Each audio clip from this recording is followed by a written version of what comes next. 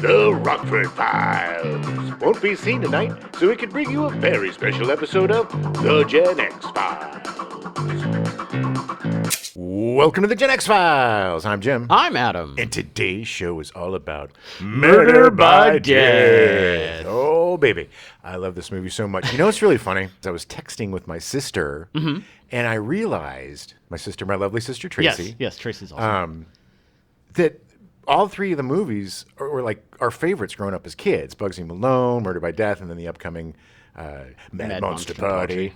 And I just want to give Trace a shout out. Nice. Hopefully she's listening, because anytime these movies came on, we would watch them. And I was talking to a friend yesterday, and close to the same age, and he made a really good point that the reason why these movies kind of took off is because, you know, when they were like HBO and Showtime when they first started out, it was basically, you know, they would run 3 movies all day. Yeah. And so they would put these movies on, and you would just catch them. Yeah. And you'd be like, all right. And you'd end up watching them like 60 times in a month. You liked them because you just saw them a billion times. And it gave them a life. I mean, I think a lot of these cult hits that we're talking about really kind of found their life in kind of early cable. Yeah, agreed. I agree. And I want to say that thank you to your sister. I'm doing the world a favor by passing on. I actually watched this with my 14-year-old nephew. Nice. And he really liked it.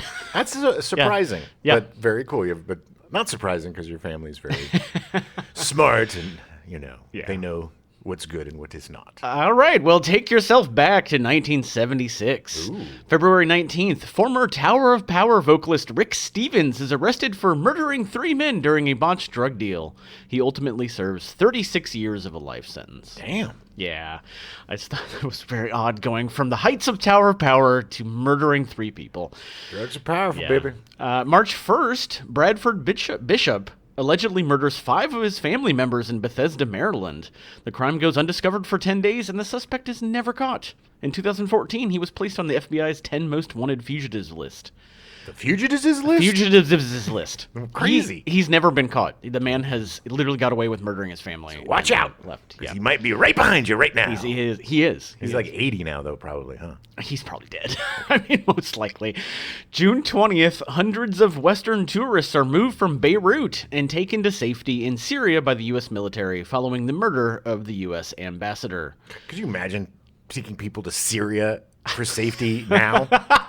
That's very true. Jeez. That seems very, Must have been really messed up in Beirut, baby. Out of the fire and into the kettle? No, yeah. But the Mideast was very different back then. Yes, it was. I just want to say, I kind of sense a common theme here. A lot of murder by death. Not as funny as... No, definitely not as funny as the movie. June 23rd, Murder by Death is released into theaters. Oh, yeah. Murder by Death, just by definition, is hilarious because whoever says Murder by Death, it just is it's the perfect title for this movie. It sounds to me like something that the former president would say. He was murdered by death. Murder by Death is the brainchild of Neil Simon. He wrote more than 30 plays and nearly the same number of movie screenplays, mostly film adaptations of his plays. It's so weird. He owned like the late 70s, early 80s with his play adaptation. Man, movies were just one play adaptation after another. It was just, and 90% of them were his. And they're all really good, too. The man was so prolific, and he was very talented. Very, very talented. He's received more combined Oscar and Tony Award nominations than any other writer. Deserved. Very much so. Simon grew up in New York during the Great Depression. His parents' financial difficulties affected their marriage, giving him a mostly unhappy and unstable childhood. That's what it takes, baby. It's where great art comes from. Exactly. Yeah. He often took refuge in movie theaters, where he enjoyed watching early comedians like Charlie Chaplin. After graduating from high school and serving a few years in the Army Air Force Reserve, he began writing comedy scripts for radio programs and popular early television shows. Among those were Sid Caesar's Your Show of Shows, where in 1950 he worked alongside other young writers, including Carl Reiner, Mel Brooks, Woody Allen, Larry Gilbert, creator of the TV show MASH, and a successful playwright with A Funny Thing Happened on the Way to the Forum. Very funny play, by the way. It is. And Selma Diamond, later a Night Court fame. He's the one with the voice. I had no idea she was a writer. I mean, she was great on Night Court. I love Night Court, but that's amazing to me. Yeah, it's like she was kind of like, if you ever watched the Dick Van Dyke Show, Roz. I think it was Roz, right? Yeah. Was the female writer on that. Yes, I think so. She was awesome. Yeah. And he also started writing for The Phil Silvers Show, which ran from 1955 to 1959. Phil Silvers. Great. If you want to see an amazing Phil Silvers performance, watch him in It's a Mad World. Yeah. In ad Everybody's nauseam, in that mad. goddamn I movie. know. Everybody. Well, the movie's also 14 hours long, so I mean, it's Great. appropriate. It's great. Any of the I hate recommending that movie to people now because always like, well, it's so long, man. 3.5 hours long. Yeah, How can because it's chock full of every comedic genius that has a nice little bit. This isn't a mad world. Well, show. these are the same people that would complain and then sit down and watch 10 hours of a TV show in one day. So whatever. Whatever. Neil Simon's first produced play was Come Blow Your Horn in 1961. It took him 3 years to complete and ran for 678 performances on Broadway. I didn't say anything. I saw that look. It was followed by two more successes, Barefoot in the Park in 1963 and The Odd Couple in 1965. Both made into films. Yes.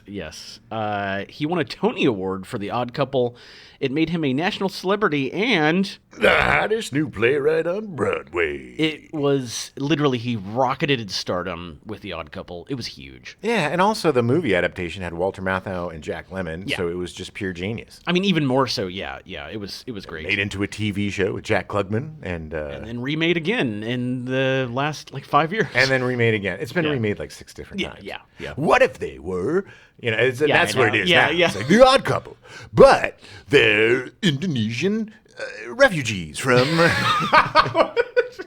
Okay. Sure, we haven't tried that one. From the 1960s to the 1980s, he wrote for stage and screen. Some of his screenplays were based on his own works for the stage. His style ranged from farce to romantic comedy to more serious dramatic comedy. Yeah, he had a good range, especially relationship comedy dramas, I realize that my own writing is very much similar to Neil Simon because you always have to have drama in your comedy or comedy in your drama because otherwise everything's just boring. A lot of his later work was really exploring the machinations of older relationships and what happens. It was just very, Overall, he garnered 17 Tony nominations and won 3 awards. In 1966, he had 4 successful productions running on Broadway at the same time, and in 1983, he became the only living playwright to have a New York theater, the Neil Simon Theater, named in his honor. Yeah, he earned it. He very much did. Paid for it, man. He did. A lot of money he brought to Broadway. Simon wanted to write a screenplay that took him back to his teen years of watching mysteries. Agatha Christie's And Then There Were None, and Humphrey Bogart's The Maltese Falcon, which obviously I realize it's not his movie, but everybody knows Bogart and Maltese Falcon. Right. Yeah. Simon wanted to do a spoof on those mystery novels where the reader would have no way to actually solve the crime before reading the last 5 pages of the novel. This is something that he was very passionate about because he loved mystery novels and he hated the ones that you couldn't figure out. Yeah, because they're cheats. Yeah, exactly. They're cheats. You're just cheats. Exactly. Use your goddamn prepositions and articles. To get the film produced, Simon turned to his friend Ray Stark, who had produced his previous film, The Sunshine Boys, in 1975, in which George Burns won an Academy Award for Best Supporting Actor. That's a great movie. Have you seen that movie? No, I have not. Sunshine Boys it's he and I believe the actor that played Ed Norton on The Honeymooners. Cramden? No. That's the actual name of the lead character. Okay. Oh, Ralph Cramden. I don't know. But this gentleman, who's a great actor in his own right, they're like they play this old comedy team, and I think they're trying to get him back together for it. It's just really great. There's this real lack of movies starring older people. Yeah, agreed. Since George Burns and Walter Matthau and Jack Lemmon, since these guys passed away, nobody makes any movies about older people. They're not doing. It's just not a genre that's explored at all anymore. And it blows because movies like The Sunshine Boys or what's the one with the old guys stealing the stuff? They just made a remake out of it. But anyway, you know what I'm talking about. It's just there was such I know it's weird to say, but back then there was a diversity in storytelling Yeah. and in generational telling Yeah. that now it's just like, well, if it isn't 20 to 25 or Yeah, yeah. It does. It agreed. 100% agreed. or a completely jacked 50-year-old. Completely jacked 70-year-old. It's getting to that point. Ray Stark had a history of successfully producing plays turned into films, such as The Night of the Iguana in 1964, based on the Tennessee Williams play, directed by John Huston and starring Richard Burton. Richard Burton, one of the all-time great alcoholics. And Funny Girl in 1968, adapted from the musical starring Barbara Streisand. Stark had a history of working with John Huston, producing 4 of his films and producing 5 films starring Barbara Streisand. John Huston's awesome.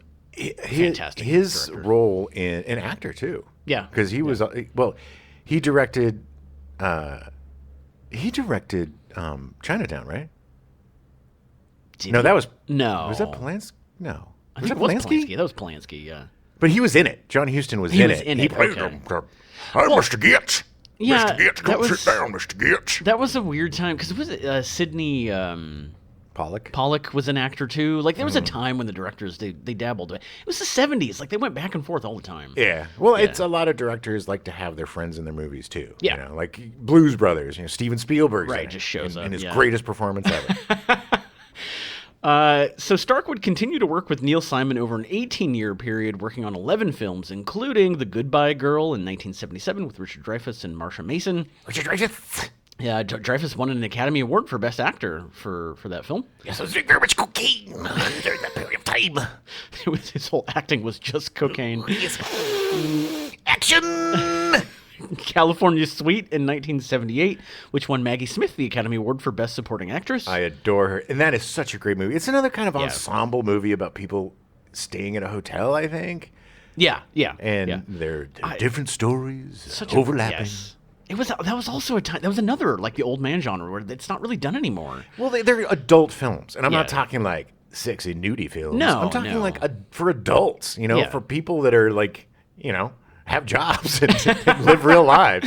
There were actual movies for those people. Right, It was because look, all we had were the movies and TV. Yeah, yeah. In terms of that was visual, that was you your know. media entertainment. You didn't have streaming. You didn't even have VCRs, pretty much. Yeah, you I mean know? the radio was no longer. There's no longer radio dramas. There was not. It was literally the movies and whatever happened to be on TV that night. So there was a lot more range in what was getting made because there was a lot more money to throw around. Yeah.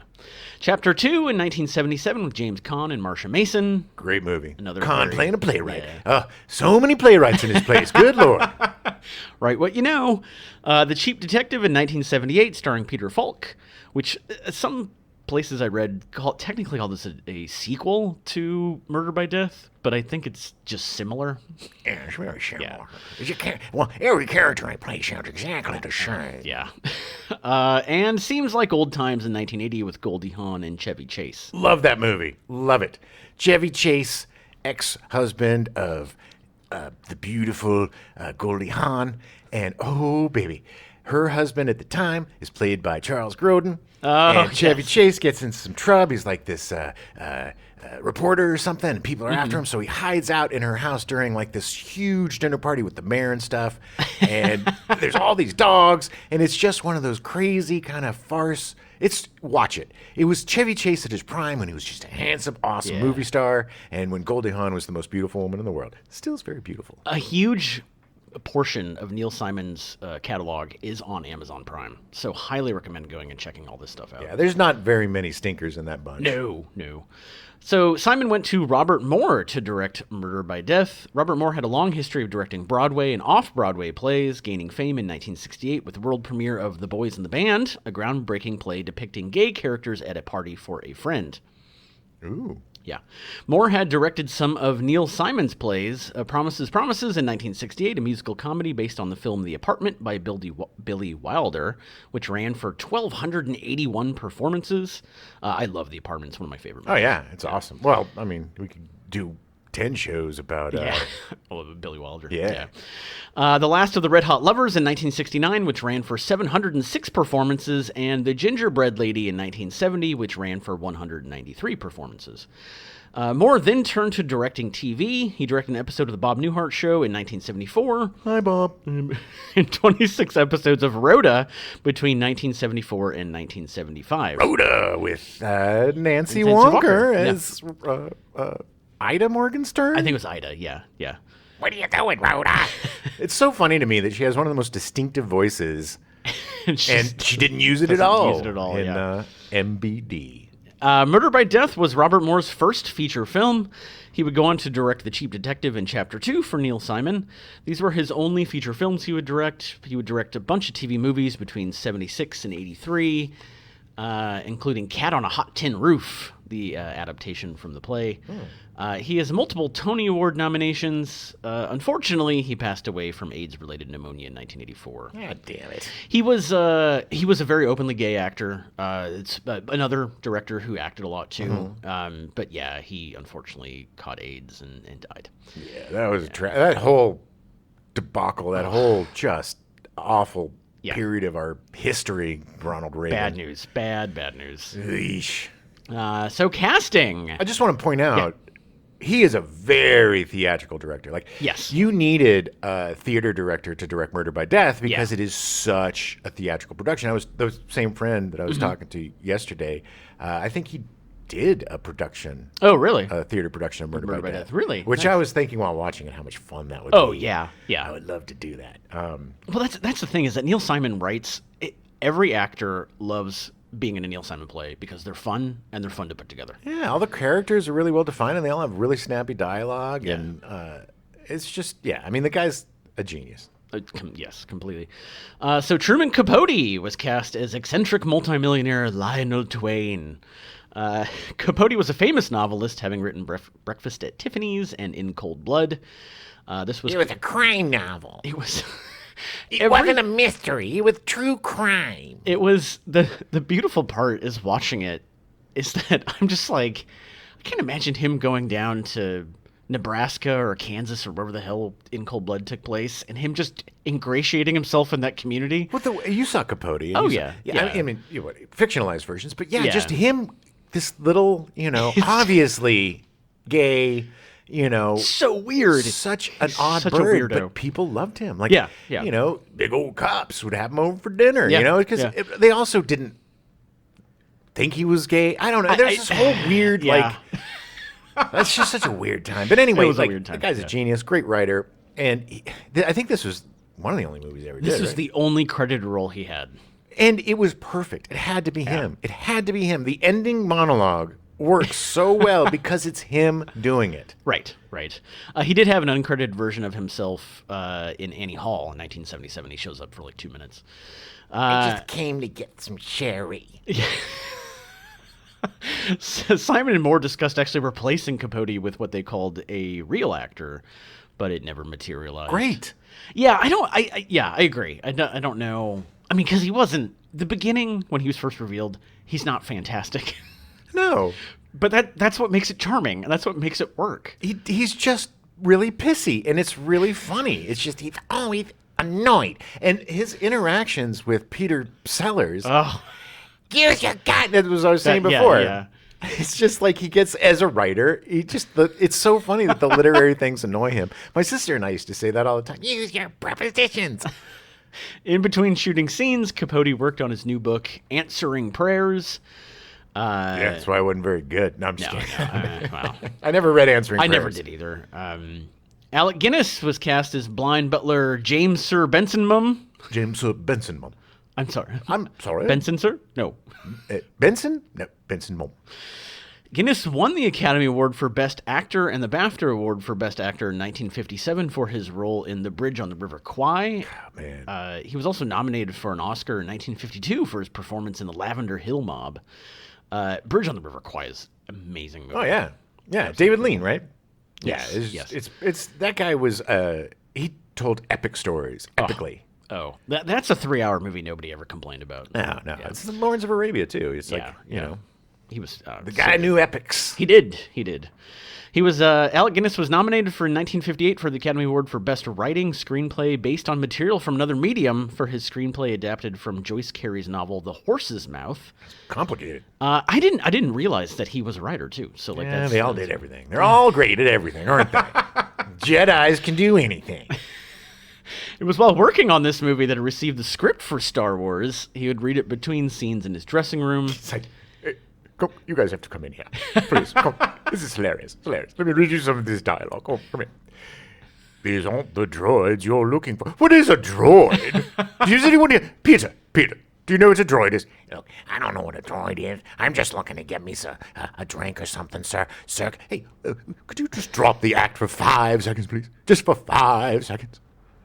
No. That was some behind the scenes. Yeah, that was I can't great. do it, sir. No. Alec Guinness was also nominated for Best Supporting Actor for Star Wars, which I apparently didn't realize. Yeah. Star Wars got some nods. Well, it was huge. They kind of had to. Yeah, they had to give something. Neil Simon took such a shine to Alec Guinness during production that he told Guinness that if he did not like anything in the movie, he'd immediately rewrite it for him, but Guinness assured him that it was great fun. Oh, it's great fun playing Benson, Mom. He spent some of his days off on the movie strolling around Beverly Hills. He also used his off time writing a show based on the work of Jonathan Swift. Everybody's doing everything. Nobody's just doing this movie. Everybody's got 6 different jobs. Yes. I hate that. I hate when you're working with somebody and they're like hustling their next job. It's like, dude, just be present for 5 seconds. There's a lot of downtime in movies. There is. Nancy Walker as the deaf-mute cook Yetta. During her 5-decade-long career, she may be best remembered for her long-running roles as Mildred on Macmillan and Wife, and as Ida Morgenstern, Rhoda's mother, who first appeared on several episodes of The Mary Tyler Moore Show and later became a prominent recurring character on the spin-off series Rhoda. With her fiery red hair. I don't know if it's because of her that the director started directing Rhoda, or if it was the other way around. I'm assuming she suggested him. Small town. Yeah. She's amazing, too, she's by the way. And like I said, fantastic. in this, I mean, it's so hard to pick favorite parts from this movie because it's just so great. But the scenes between Benson, Mum, and what's her name? Nancy Walker. I know, but what's her- Yetta. Yetta.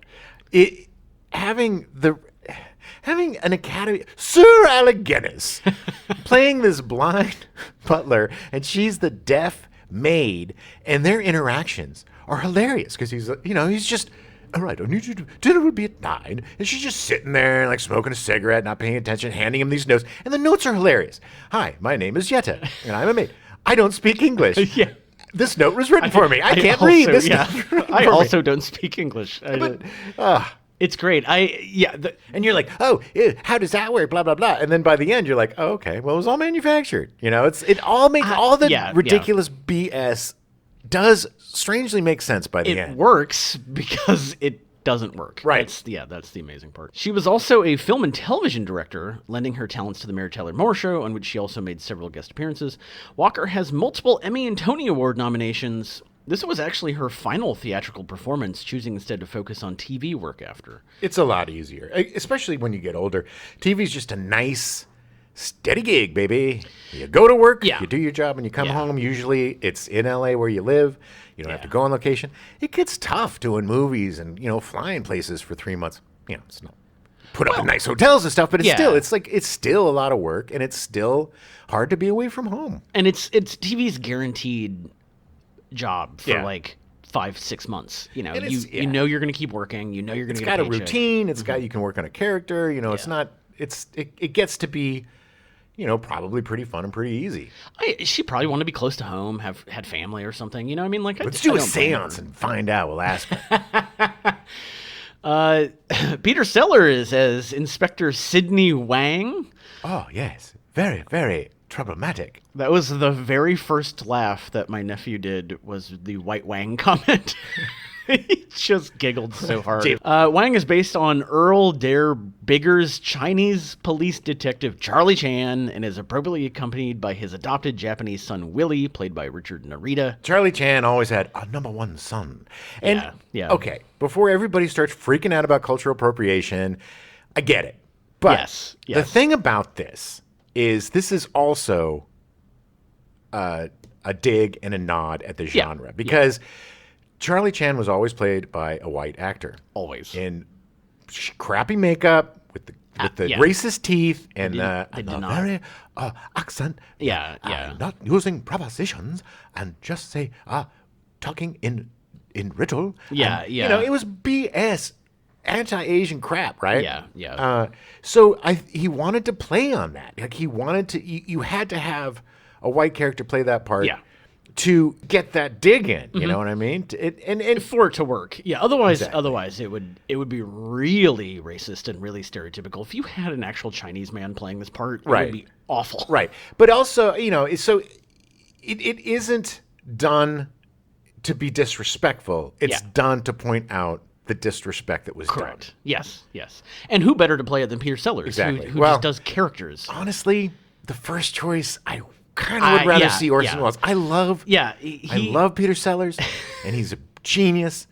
But watching that man chew the scenery, he would have been great. Yeah, he would have been fantastic. I agree. He would be. Hey, number one son. Orson Welles was originally considered for the role, but was unable to accept because he was appearing in a play in Italy. Peter Sellers reportedly played several practical jokes on cast and crew during filming, including once calling Neil Simon up and imitating Alec Guinness and demanding a rewrite of a key scene in the middle of the night. Yeah, neither Guinness nor Simon were very amused by this. The thing about Peter Sellers is a genius. Yes. He is one of the greatest comedic actors ever to grace the silver screen. He was a sociopath. Yeah, he was not a good dude. No. He was very troubled man. Yes. But almost positive he was a clinically diagnosed sociopath, which made him an amazing actor because he could slip into every role, Yeah. He didn't care. He didn't care if you got offended. He didn't care. They chalked that up to creative genius back then, but he was just kind of a sociopath. Sellers was also an avid photographer. He shot photos of the cast while they were assembled in the dining room set. He gave each of them 11 by 14 color prints of his work at the close of production. That's nice. Yeah. Nice, but also a little narcissistic. I don't know. Immediately after completing this movie, Sellers was so convinced it was going to bomb, he convinced the producers to buy back his percentage share in the movie. Coward! Yeah. Which is funny because the movie made quite a profit. It did. Not too smart. Well, I get it, man. If you don't get it, I get it. Like if you don't understand the film, he's just probably like, this is just a farce. What is going to happen? Especially if you're shooting it, it's like, well, I can imagine him thinking that everyone's going to watch it and go, they're going to hate this. And I think he was insecure about his own performance. Probably. I think that's what it was. Because I can imagine. It would be tough. He's under a lot of makeup. He's playing, but he was really funny. He was fantastic in the part. There's so much depth to all these caricatures. That's what's the beauty of this is you have archetypes. You have, takeoffs on the greatest detectives of literature. But even though they're just caricatures, they're so deeply nuanced that they're characters of their own. Yeah, they transcend what they're parodying. Right, completely. David Niven and Maggie Smith as Dick and Dora Charleston. Oh, Dickie. And don't move, darling. It seems like there's a scorpion on the bed. Oh, Dickie. We need to get out of here, Dickie. I got bit by the scorpion. Just calm down, dear. Yeah, that was so fantastic. Are you sure the scorpion was fake? Oh, yes, of course, dear. Yeah. You're sure? We need to go to the hospital. Oh, it's fine. We have 30 minutes.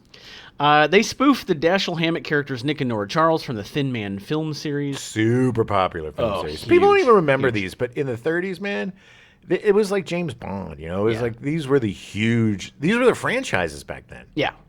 The Charles wire-haired terrier Asta is also lampooned, appearing here named Myron. That was Phoebe's one complaint, is they should have showed more of the dog. Yeah, well. My concern, literally, as watching it, I was like, oh my God, does something happen to the dog? No, it's a comedy. I know. Maggie Smith is one of the few artists to achieve the triple crown of acting, having received highest achievements for film, television, and theater, winning 2 Academy Awards, a Tony Award, and 4 Primetime Emmy Awards. It's so hard to pick a favorite in this movie because everybody is just goddamn perfect, but I just think she edges everybody out just a little bit because she's so funny. And he gives her yes. the best lines, honestly. Yeah. The way that the dialogue drips out of her mouth is Yeah. it's like music almost. I mean, it's just that nobody has the timing, or I don't know how to explain it, the je ne sais quoi. Yeah, But yeah. Maggie Smith has got it, and she is just so watchable and so hilarious, and she plays that part perfectly. Neil Simon writes women very, very well. Yeah, yeah. Because I would agree with you, except that my favorite in this movie is Eileen Brennan. But he writes women so well, and it's. Why do you have all she's those so wrestling funny. magazines in your office? Don't worry about it, sweetheart. So Maggie Smith won a Best Actress Oscar for The Prime of Miss Jean Brodie in 1969. I was kind of hoping that eventually she'd win a Grammy because I really want her to be an EGOT. Let's get her on tape. And I want to say, Maggie Smith, most people know her obviously from Harry Potter. Harry Potter and playing McGonagall, but she was so beautiful in this movie. She's still beautiful. So absolutely beautiful. She's been working for like 60 years. Yeah, she's a national treasure. And I'll tell you what, man, get her reading some children's book or something, and we'll get her a Grammy. Yeah. Get her the spoken word Grammy or something. Come on, people. Between takes on the set, Dame Maggie Smith and James Coco played a lot of Scrabble together. I forget how just incredible James Coco was. Yeah. His take on Hercule Poirot Yeah. is delicious. And, oh my God, James Cromwell, known as Jamie Yeah, Cromwell yeah. back then, Jamie Cromwell, his first movie, this is the guy from Babe, and he also from All in the Family. You know him from a bunch of stuff. Oh, yeah. Myrna Loy was originally offered the part of Dora Charleston. She originated the role of Nora Charles in the Thin Man franchise, but she declined, later stating that It would have been ridiculous to have Myrna Loy doing Myrna Loy. she also stated that she didn't want. My ass pinched by David Niven. David Niven had won a Best Actor Oscar for Separate Tables in 1958. Is that because it is in the script that he pinches her ass? Or was she I don't saying know. that I he don't- was a cheeky... No, she was saying that he would have done it regardless. Oh, Yeah. well, he would have done it very charmingly. I think he had a reputation for being a bit of a ladies' man. They were all jerks back then. Yeah. David Niven had written a book, Bring On the Empty Horses, which was quickly climbing to the top of the bestseller charts all over the U.S. while he was filming. Dame Maggie Smith and David Niven also starred in the film Death on the Nile in 1978 by Agatha Christie. Yeah, David Niven was phenomenal in this movie. Yeah, always. I mean, he was a phenomenal actor. He was one of those guys. There were this set of actors that were just classy. Yeah. They just exuded class, and he played on that in this movie. Yeah. About how erudite he is, and you know. Yeah. Oh, yeah. Yeah. But it's just there, you know, Cary Grant. There was a set of actors that were just, you know, these really classy. You know, you want to have a martini in a club. Yeah, they're always standing around holding. They dress for martini, dinner, you know? talking. Yeah, yeah. You gotta wear your suit and tails to go to Your dinner jacket. Yeah, you got dinner like jacket, 16 different suits you got to bring on a trip for every costume change. James Coco is Milo Perrier. Perrier is a spoof of Agatha Christie's Hercule Poirot. What about your buns? You have buns, you did tell me you have buns. No, monsieur. I'm talking about my buns. So that opening scene with him and James Cromwell is so funny. You have chocolate on your face. It's just Well, get it off of me. it's the only way to make that because it was such a stereotypical accent, but both of them make it so funny. Well, yes, because they So funny. commit. Yeah.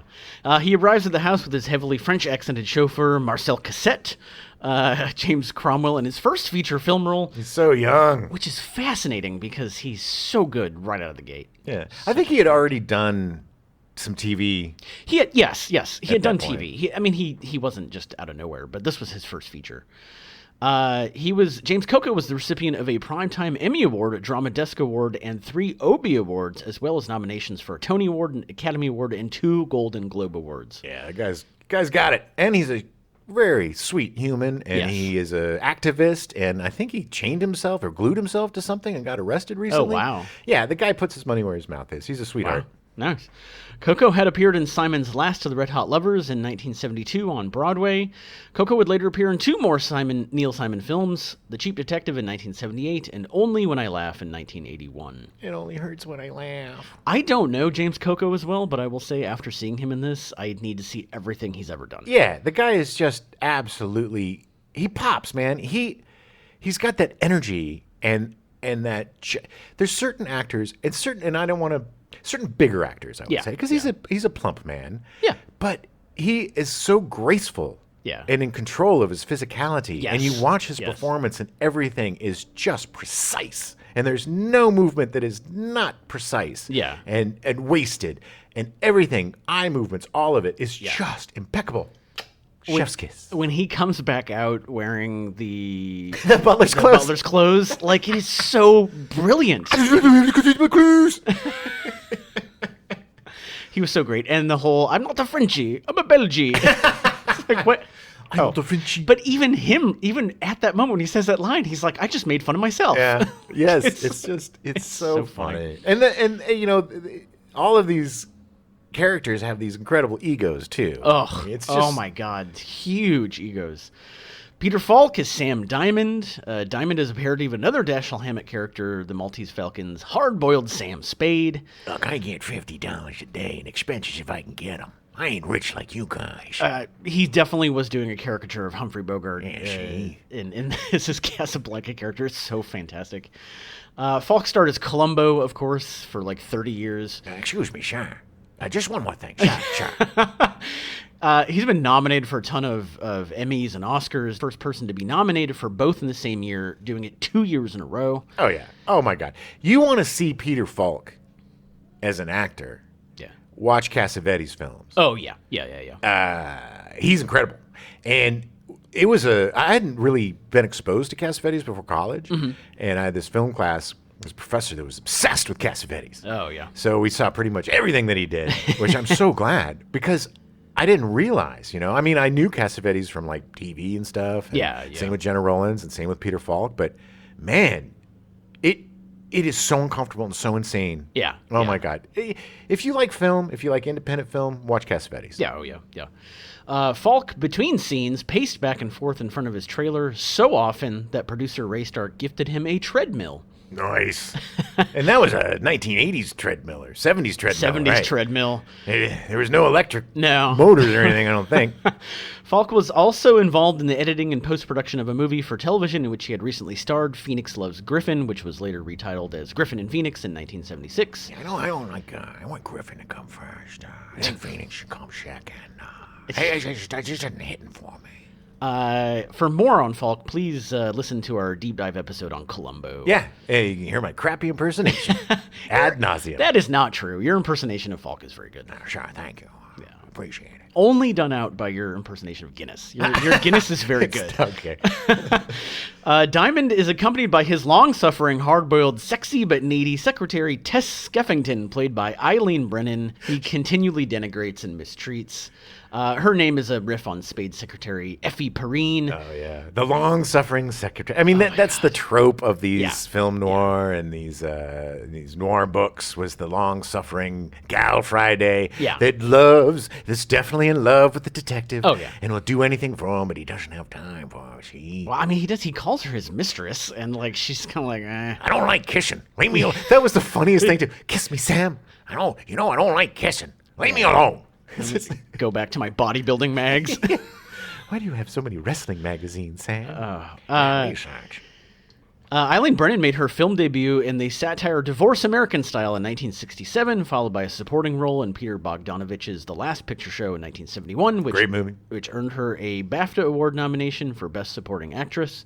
She gained further critical acclaim for her role as Captain Doreen Lewis in Private Benjamin in 1980, for which she received a nomination for the Academy Award for Best Supporting Actress. Oh, you want to see? That's the best Eileen Brennan performance ever because she plays such a hard. Her and Goldie Hawn, my God, it was gold. Yeah, Private Benjamin's a hilarious movie, and this was one of the, this was women in military. It was first women in military. And Goldie plays this spoiled brat who joins the military because they tell her it's going to be all these great things. The recruiter lies to her.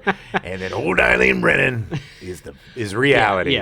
Smacking her in the face. She actually reprised the role in a television adaptation, winning both a Golden Globe and a Primetime Emmy Award. Oh, I used to watch that show. It was a good show. Yeah. When she had a long lunch break, she would dash home to spend it with her two preschool sons. She would later appear in The Cheap Detective with Peter Falk, Eileen Brennan started another old dark house mystery genre comedy, Clue, in 1985, an adaptation of the board game Clue, in which she played Mrs. Peacock. Nice. And I think most people probably know her from that. The old dark house genre was revived in the mid-1970s and 80s. It was really big in the 50s. The Spiral Staircase in 1975, starring Jacqueline Bisset and Christopher Plummer. The Cat and the Canary in 1978, starring Honor Blackman and Olivia Hussey. The Private Eyes in 1980, starring Don Knotts and Tim Conway. Private eyes are watching That's you. actually what that song is about. That's from the movie, bud. Yeah. That's it was in the movie. Yes. 1980? Uh-huh. Yeah, that was Private Eyes was the Hall & Oates movie thing. Okay. Yeah. But yeah, the cartoons used that all the time. Yeah. Scooby-Doo, there was always in a big house. And what I'm really surprised is they didn't do the in one door, out the other door chase scene in Clue. Yeah. They kind of did a version of that with the room disappearing. But, there's always that scene shot down the hallway, and there's like 5 doors on either side of the hallway, and one goes in one door and comes out the other door and comes out the other door, and then they meet each other. It was like that's one of the classic bits. Yeah, yeah. I played around with it a little bit. Yeah, we don't really have the old dark house stuff anymore. Like, no, they tried it a bit in the 90s. There was a few remakes but they made it so big and supernatural, and there wasn't, I guess like the closest thing to like the mystery stuff would be, what was that movie? Everybody loved Chris Evans in the sweater.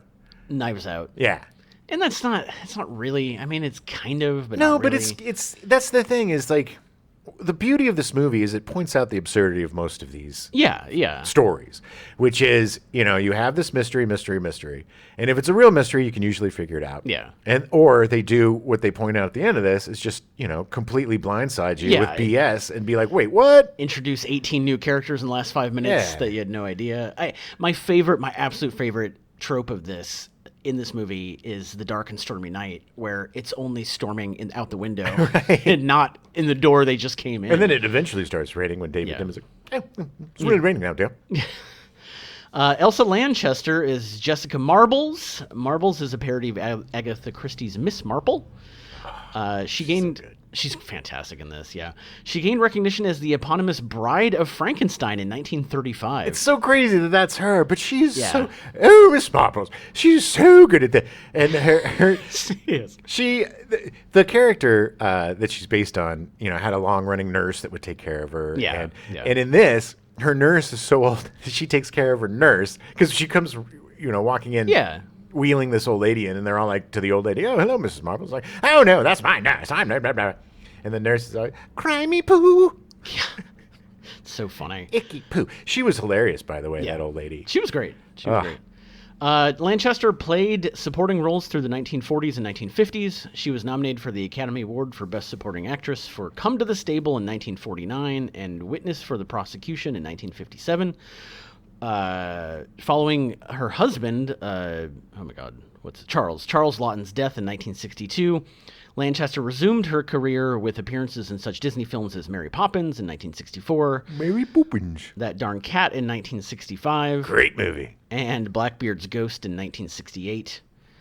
She also appeared in the successful horror movie Willard in 1971. Such a creeps. Willard is about a favorites. Kid. Yeah. Oh man, the scene where he drowns all the rats is so freaky. So creepy. And the sequel to Willard was Ben. With Michael Jackson. Ben, the two of us need look no more. In between shooting scenes, Lanchester was busy working with Charles Hyam on the biography of her late husband, Charles Lawton. Yeah, everybody's doing double duty. Who's not got 2 jobs on it? What are they all broke? Everybody's got to work 6 jobs? This is why it was so good, because everybody was super aware and did everything. No, it's the fact that if you have people that are willing to be doing so many other things, they're going to be good. Teasing them, but it's just like, geez, man. Her biography of her husband was scheduled by Doubleday to be published in May of 1976. She'd actually met Charles Lawton in 1927, married him 2 years later, and stayed with him until his death in 1962. They appeared in over 12 films together during their careers. Unfortunately, Murder by Death was one of her last film roles. I think she was in a couple other movies after this, before she passed away. In the film, Marbles appears as hardy, robust, and tweed-clad, wielding a frail, ancient-looking, seemingly senile companion, her ancient nurse, Miss Withers, played by Estelle Winwood, for whom she is now caring, who everyone initially assumes is Miss Marbles.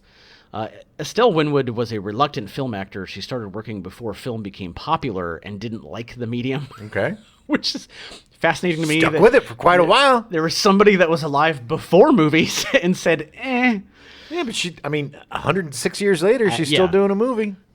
Elsa Lanchester, Elsa Lanchester and Estelle Winwood actually hated working together.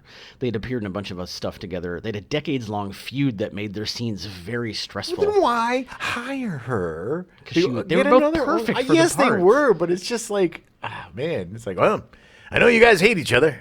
I'm going to make you work together every day. This was Estelle Winwood's final film performance as she died just a couple months later. No, spite and hatred. I think it's because she was old. She was like 1 billion years old. Right. All right, ageist.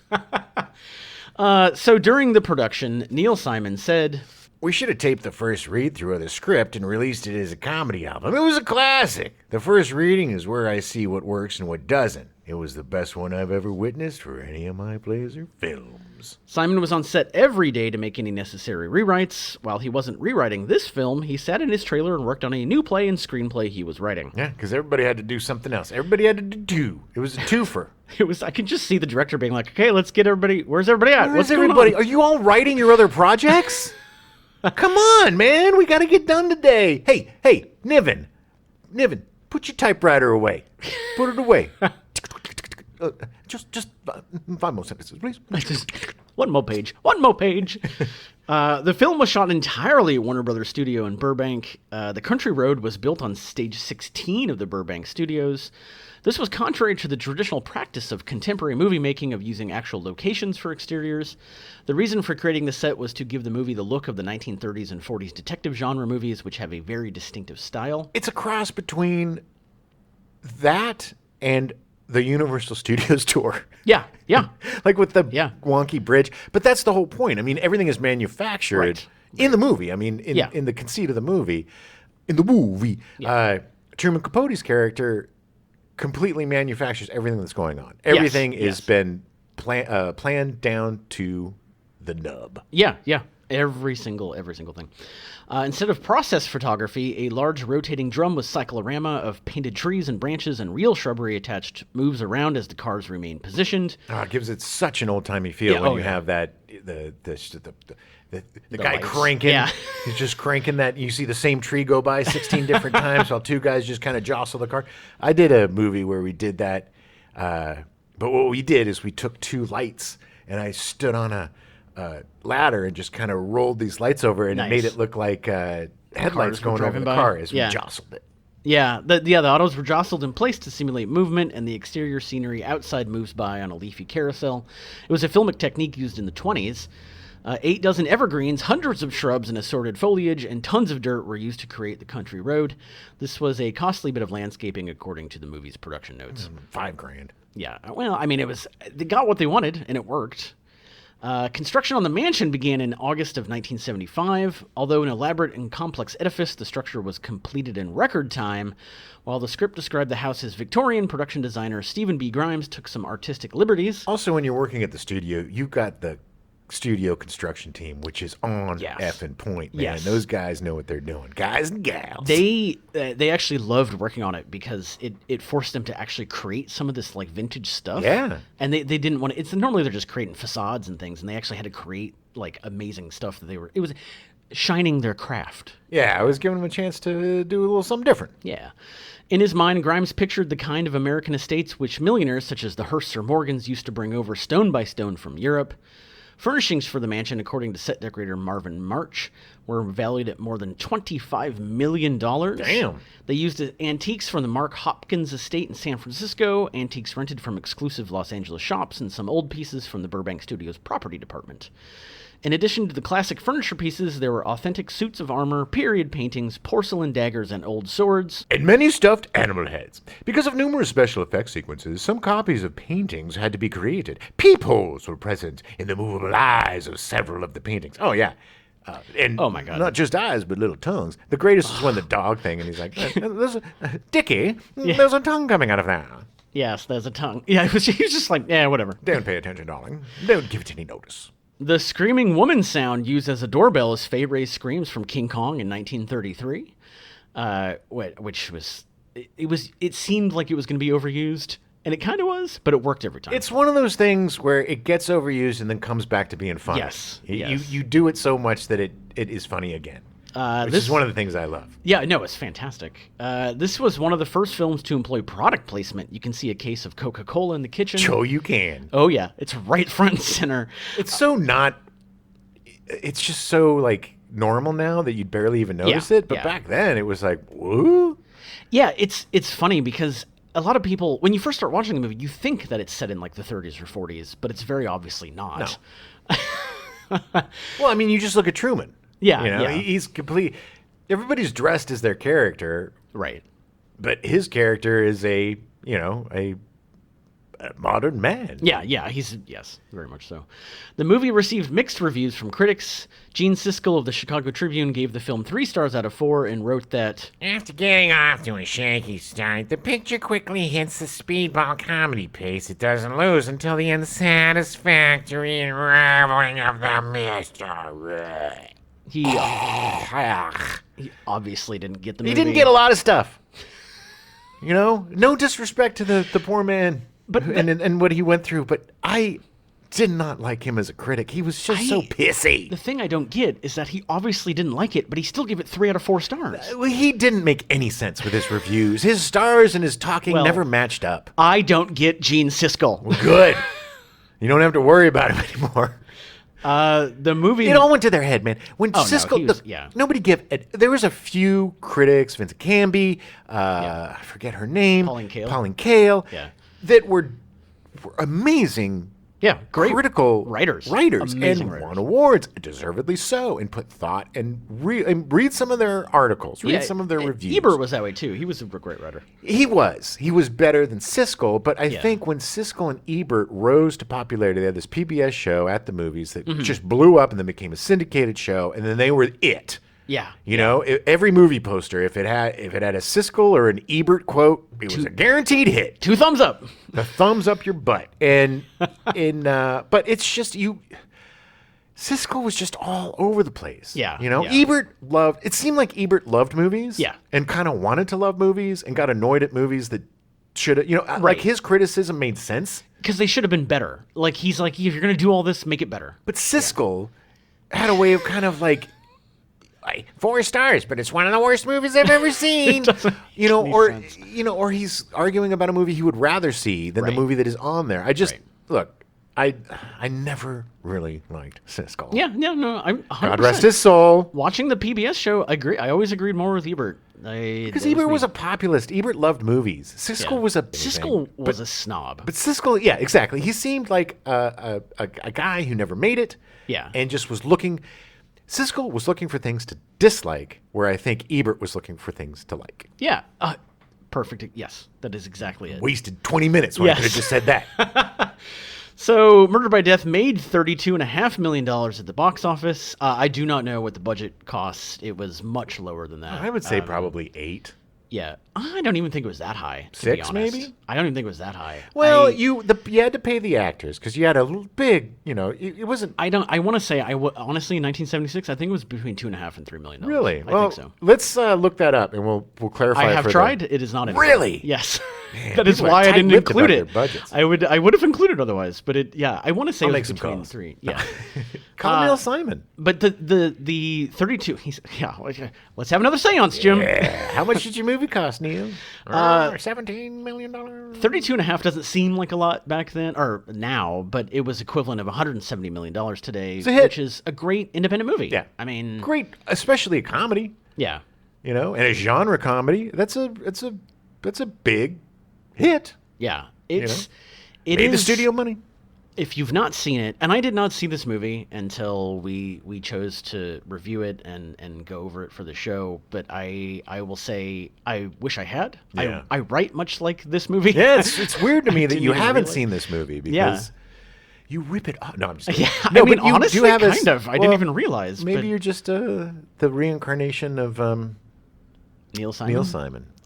My writing is very similar to his. I did not realize, and I've not seen a lot of his stuff. I need to get more into it. Although I'm a huge fan of Clue, and this Clue obviously borrowed heavily from this movie. Oh, 100%. I think when they were doing Clue, and we'll eventually cover Clue. Sure. But I think when they were doing it, the writer realized this was the only way to make a board game adaptation work. Well, of course. I mean, it's, yeah.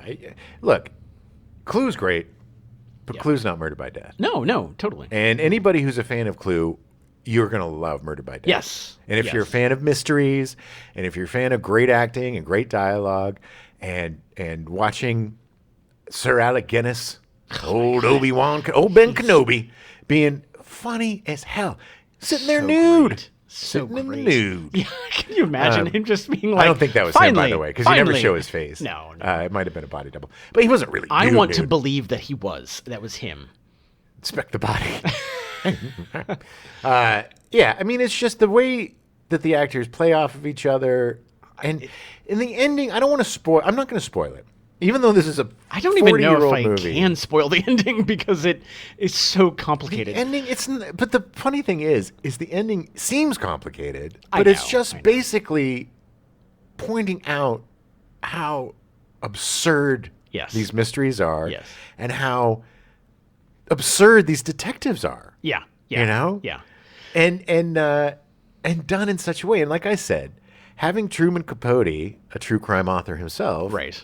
deliver this monologue, also because strange to say, he was the next generation of crime authors. So it was almost like he, as Truman Capote, was critiquing and criticizing the people that came before him for cheating the audience with their BS endings. It's just brilliant. And yeah, it gets even weirder and weirder and weirder.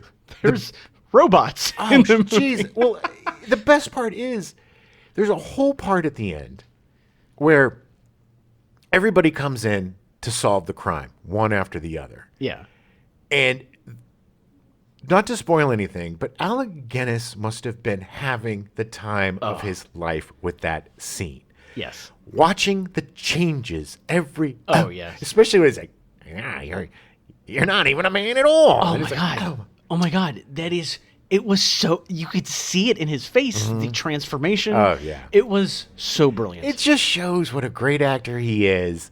And this is what I love. These actors that are so respected and so, so many of them are self-important and, they won't ever, disparage or besmirch their reputation. The guy's having a blast just being a fool. yeah. And you could tell he is having the time of his life. There were about 50 major award nominations between this cast, and all of them were just like, this is fun. We're doing this. Yes, and they all committed 100%.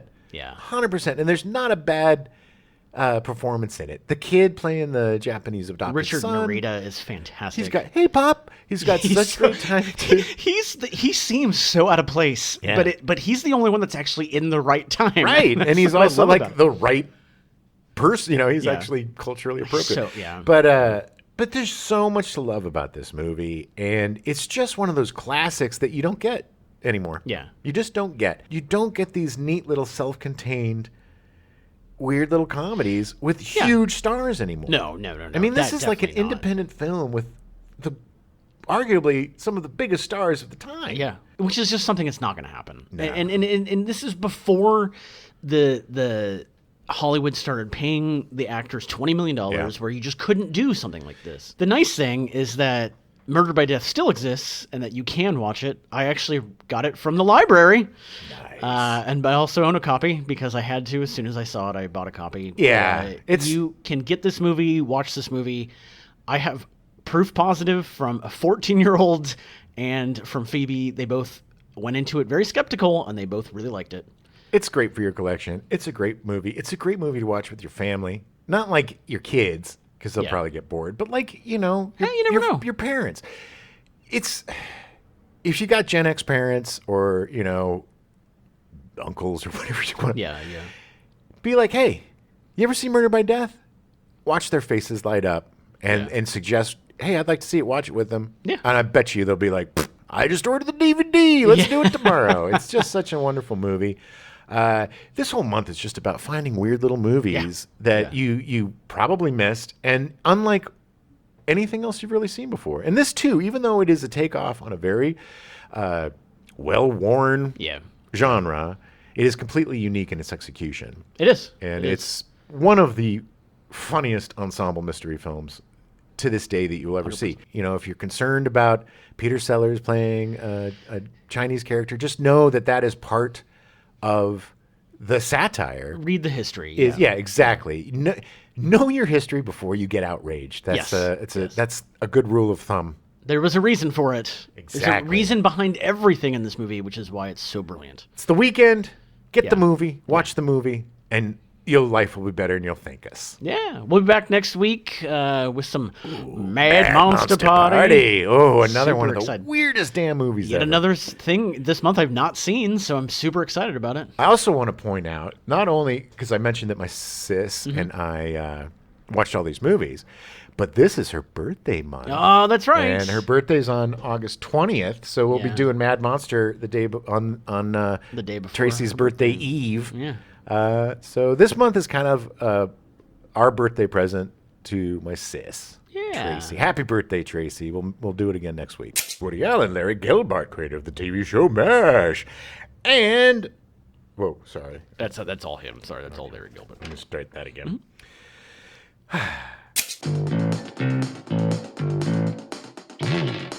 We now return you to your regularly scheduled programming, All in the Family, already in progress.